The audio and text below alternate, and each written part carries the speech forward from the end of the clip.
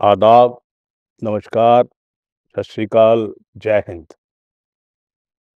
दोस्तों, पिछले हफ्ते हमने ये प्रोग्राम नहीं किया, उसकी वजह थी क्योंकि शहादत के दिन चल रहे थे, बलिदान के दिन चल रहे थे, छोटे साहबज़ादों की कुर्बानी के दिन चल रहे थे। तो ऐसे वक़्त में कोई और बात करना, हमें कम से कम हमें ये लगा कि वो जायज़ नहीं हो। चलिए, तो आज बात करते हैं, वो शेर एक मेरे को याद आ गया, चमन में इख्तिलाते रंगे बू से बात बनती है। चमन में इख्तिलाते रंगे बू से बात बनती है। एक हम ही हम हैं तो क्या हम हैं, एक तुम ही तुम हो तो क्या तुम। ये शेर हमने एक बहुत ही अहम शख्सियत के लिए पढ़ा है।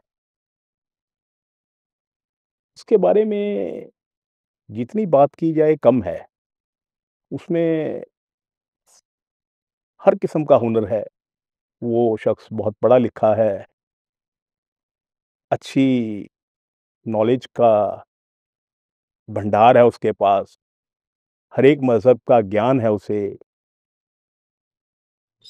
अच्छा, टैलेंटेड बहुत है, कमेंटेटर रह चुके हैं वो, कॉमेडियन रह चुके हैं वो, एमपी र 2 मर्तबा एमपी रह चुके हैं।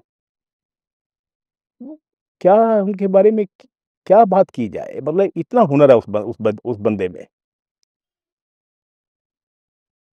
लेकिन जहाँ उसमें उस बंदे में इतना हुनर है, वहाँ सबसे बड़ी दिक्कत ये है कि उस शख्स में अहंकार बहुत है, मैं बहुत है। वो मैं और अहंकार से भरा पड़ा है।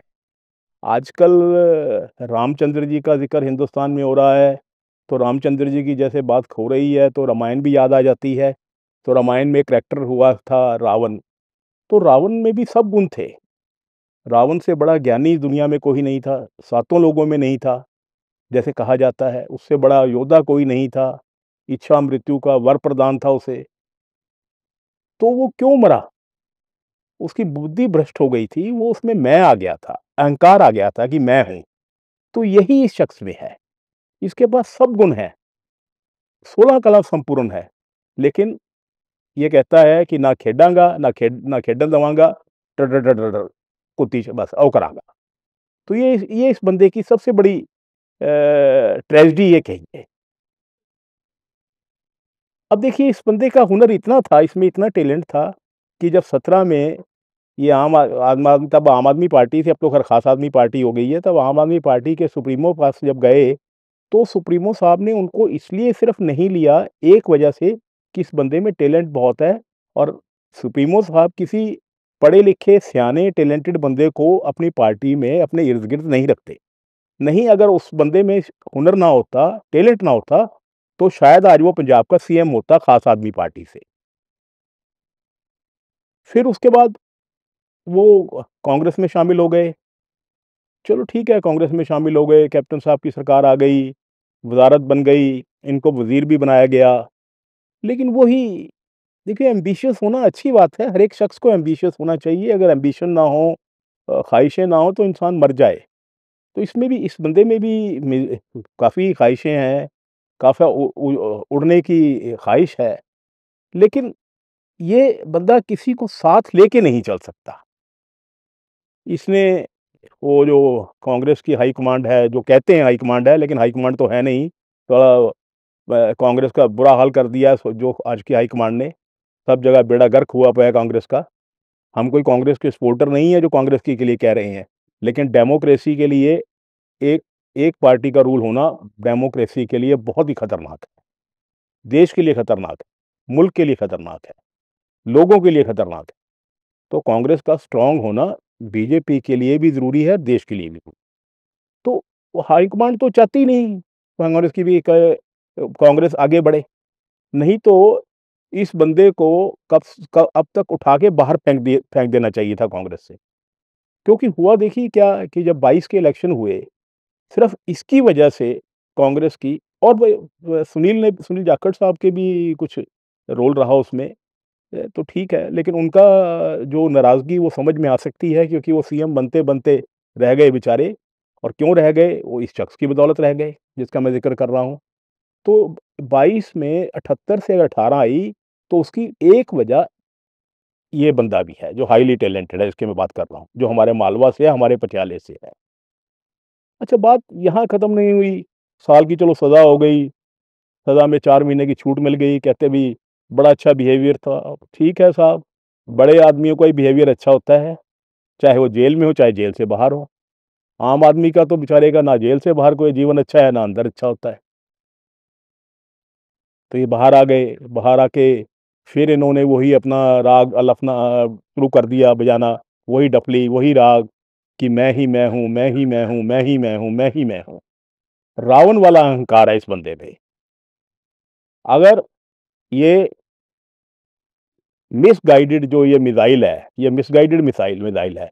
अगर इसमें थोड़ी-सी रीज़निंग हो, थोड़ा-सा ये समझ ले कि मैंने देश को आगे लेके जाना है, पंजाब को आगे लेके जाना है, तो ये प्रताप बाजवा और राजा वड़िंग, जो दोनों पार्टी के लिए अच्छा काम कर रहे हैं, लेकिन दोनों का कद इतना नहीं है कि वो पार्टी को अपने कंधों पर उठाकर कुछ कर पाएँ। इतना उनमें हुनर नहीं है।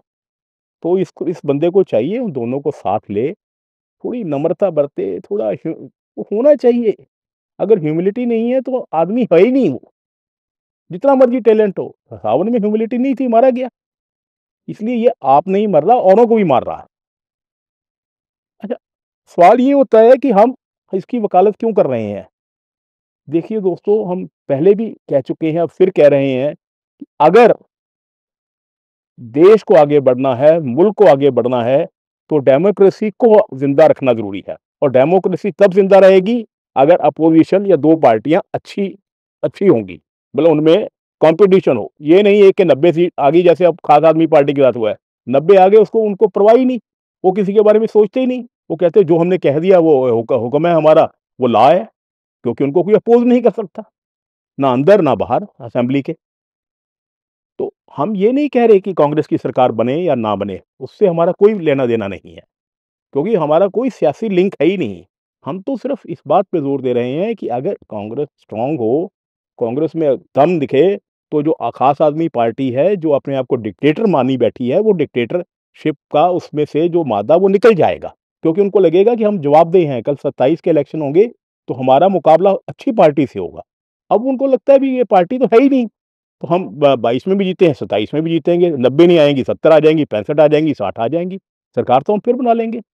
तो जमहूरियत को, डेमोक्रेसी को, देश को बचाने के लिए इस मिसगाइडेड मिसाइल को अब बैठना पड़ेगा, सोचना पड़ेगा, अपना अहंकार छोड़ना पड़ेगा, तभी जाके ये पंजाब आगे बढ़ेगा। नहीं जो जुमले ये मिसगाइडेड मिसाइल जो इस्तेमाल कर रहा है, कर रही है, वो सब जुमले हैं। हकीकत से इसका मतलब ये मेरे को कहना पड़ेगा कि ये आदमी सच नहीं बोलता है, इसका मतलब। इसके दिल में पंजाब का इसके दिल में पंजाब के लिए कोई जगह नहीं है। जो ये आप भी बर्बाद हो रहा है और पार्टी को भी बर्बाद कर रहा है और पंजाब को भी बर्बाद कर। इसी उम्मीद के साथ हम आज की गुफ्तगू बंद करते हैं कि शायद हमारे इस लायक साहबज़ादे को, हमारा बेटा है किस्म का ये, दूर परे से बेटा ही लगता है, हमारा भांजा ही लगता है। शायद इसको कोई रब, अल्लाह, बाबा जी इसको अकल दें और ये ठीक रास्ते पर तुर पड़े। आदाब।